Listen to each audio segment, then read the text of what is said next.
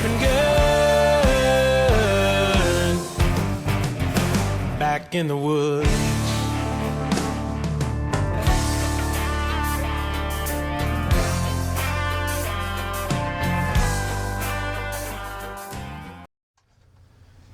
Afternoon, guys. Dave Canterbury at the Pathfinder School, back with another video in the series of the Yurt.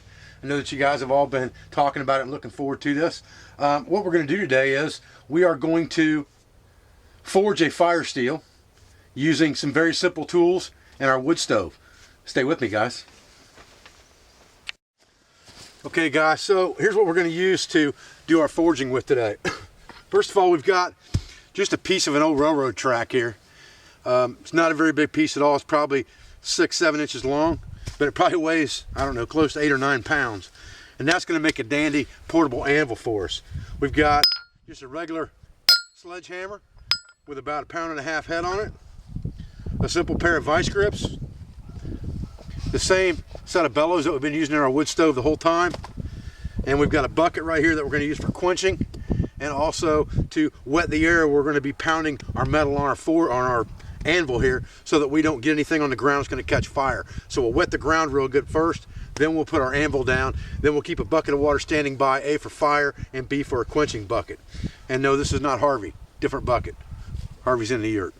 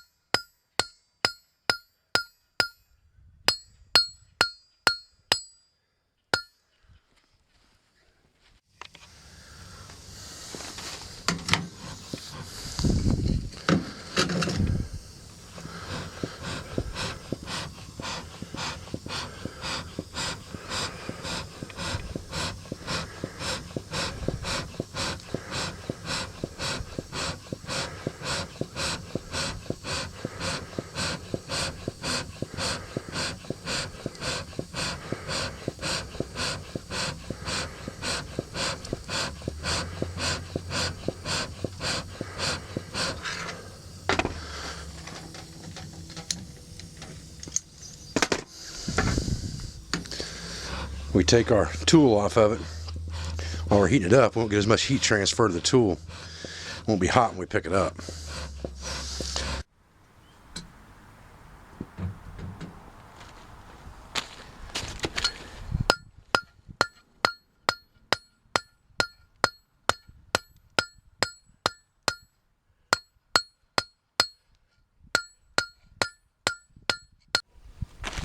All right, we broke that rat tail off of there a few minutes ago. I didn't have the camera on because I was pounding it too cold.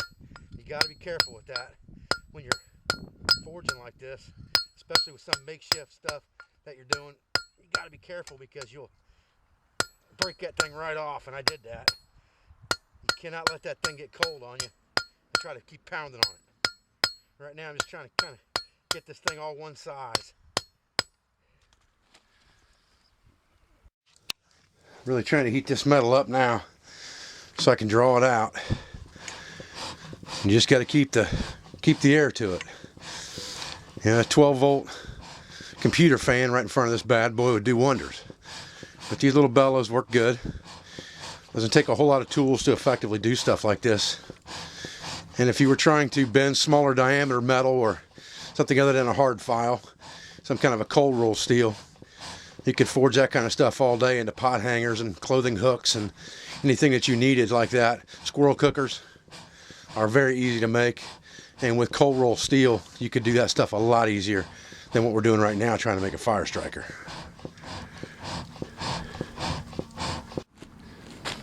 Okay, at this point I've snapped the other end of this thing off on purpose, and now I'm trying to create a bend here. I'm trying to do that without snapping the piece. So as I bend it, I've really got to concentrate on keeping it cool at the same time, so I can bend this end over. I got to keep it hot, excuse me, not cool. I got to heat it up because I want to bend this end over to here and make this my striking surface eventually. A lot of doing this inside like this, just in a small stove with a bellows, has to do with manipulating these coals around. You got to keep a lot of air to it to get it good and hot, and they just have to keep scraping those hardwood coals up over the top of the piece as I go.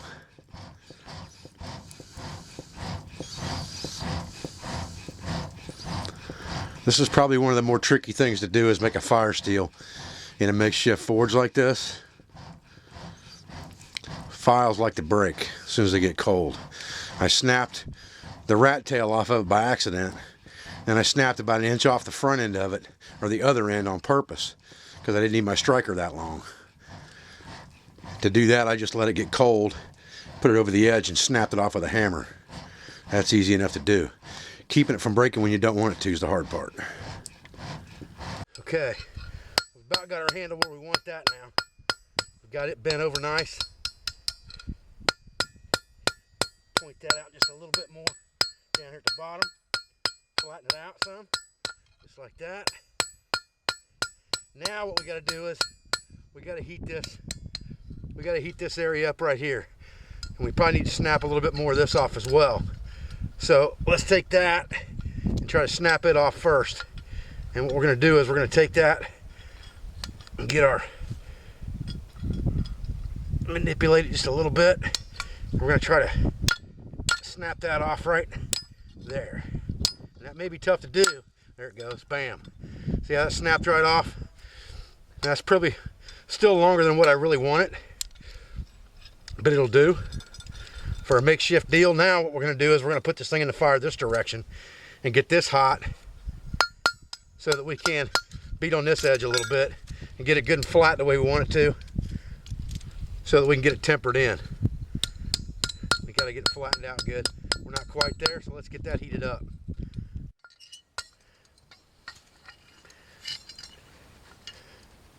We're getting close. I want to get this thing just a little bit straightened out better than this, but because I want it to lay flat, and right now it's not laying flat. That end's got to come down some more. Okay, all I'm trying to do now is just kind of round these corners off a little bit here, so I don't have any sharp edges. It's laying pretty flat now. Now it's really time to heat this thing up and get this striking surface ready to rock and roll, which is right here. We pretty much got a good surface there to strike against. We just got to get it heat treated, which means we're going to heat this thing up as hot as we can get it, and we're going to quench this edge in the water only. So we'll be holding it from over here when we do that. So let's get this thing heated up in the fire. Okay guys, at this point we're just going to take this thing and we're going to put it right in the coals here and rake as much hardwood coals and stuff over top of it as we can. Get it buried in there good, just like that. And we're going to throw the air to it.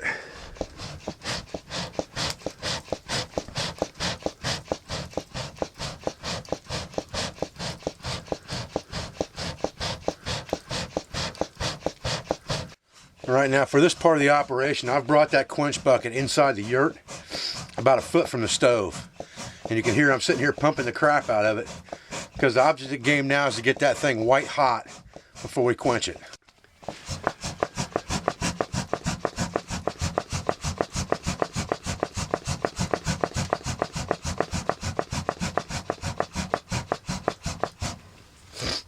Okay, here we go, guys.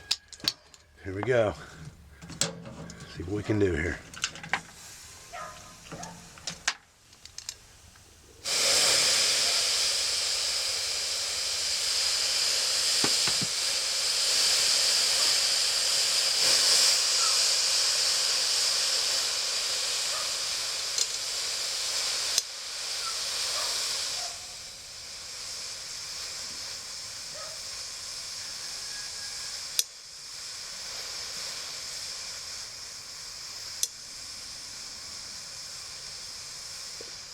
I'm gonna hold that in there for a few minutes, and then we're gonna let the whole thing air dry.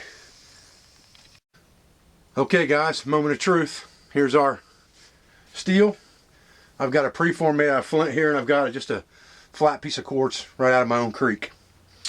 Let me fish a piece of char cloth out here. I got plenty of it sitting here. Just looking for the right piece here.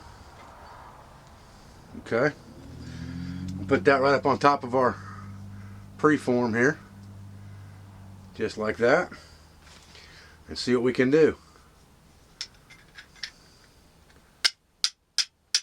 Oh, we got plenty of sparks coming off of it.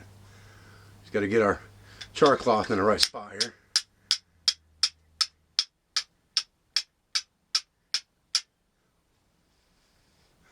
There we go.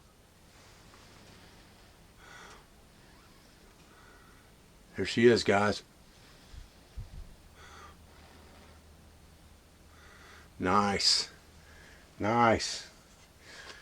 So you can see she's throwing plenty of sparks. Hope you guys can see that. And even with the piece of quartz, she's throwing sparks. Not quite as good as with the flint, but it's definitely working. So there ain't no doubt we got a viable fire steel here. Get our char tin closed up here. Don't burn up all our char cloth. Okay.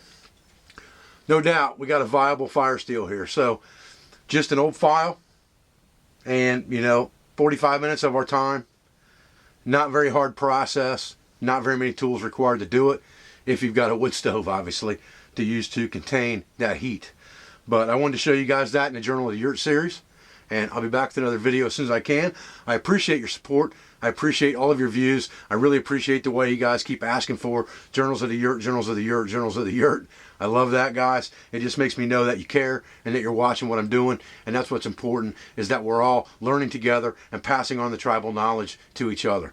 I thank you for your support. I thank you for watching my videos. And I'll be back real soon, guys. Thanks.